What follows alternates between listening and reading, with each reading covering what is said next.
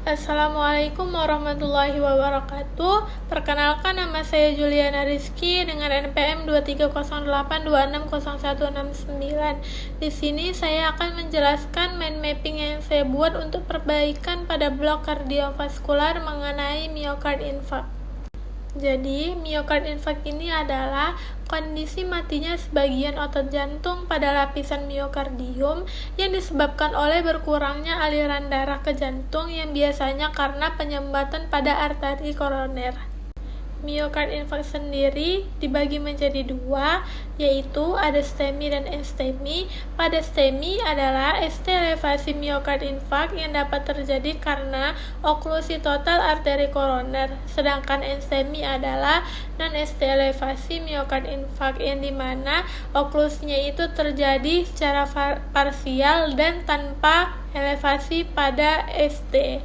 Selanjutnya, etiologi dari myocard infarct. Jadi myocard infarct ini dapat terjadi karena beberapa penyebab, yaitu ruptur plak aterosklerotik, terus dapat terjadi juga karena vasospasma koroner, dan dapat terjadi karena emboli koroner, serta dapat terjadi karena diseksi spontan arteri koroner. Myocard infarct ini sendiri memiliki beberapa faktor risiko.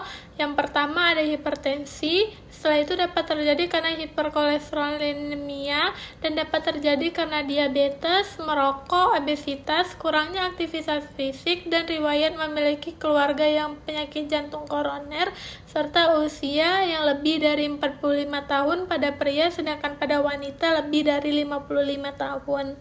Myocard infarct ini memiliki beberapa manifestasi klinis. Yang pertama dan yang paling khas adalah nyeri dada. Tetapi nyeri dadanya ini dia dapat menjalar ke bagian lengan kiri atau rahang lebih dari 20 menit dan tidak baik ketika istirahat atau tidak mereda pada saat diistirahatkan. Setelah itu, myocard infarct ini juga dapat menimbulkan gejala seperti sesak nafas, keringat dingin, mual dan muntah, sinkop, serta palpitasi. Cara mendiagnosa terjadinya myocard infarct, yang pertama kita bisa lakukan pemeriksaan fisik. Pada auskultasi dapat dijumpai S3 galop atau S4 juga bisa normal, serta dapat terjadi hipotensi. Setelah itu, kita bisa lakukan pemeriksaan tambahan seperti pemeriksaan penunjang pada EKG. Untuk STEMI dapat kita jumpai elevasi pada segmen ST dan sadapan yang berdekatan. Setelah itu, pada non-STEMI dapat kita jumpai ST yang depresi atau T inversi. Pada pemeriksaan enzim jantung dapat kita jumpai troponin I atau T meningkat, serta pemeriksaan CKMB juga bisa kita lakukan untuk menjadi alternatif. Baik, setelah kita melakukan semua pemeriksaan dan banyak dari pemeriksaan yang menuju pada myocard infarct, selanjutnya bisa kita lakukan tindakan pemberian obat seperti obat yang sudah sesuai dengan obat untuk myocard infarct, yaitu ONACO. Dapat kita berikan oksigen. Setelah itu dapat kita berikan nitrat berupa ISN atau isosorbit dinitrat. Setelah itu dapat kita berikan aspirin berupa asam asetil salisilat, dan juga dapat kita berikan tambahan seperti clopidogrel.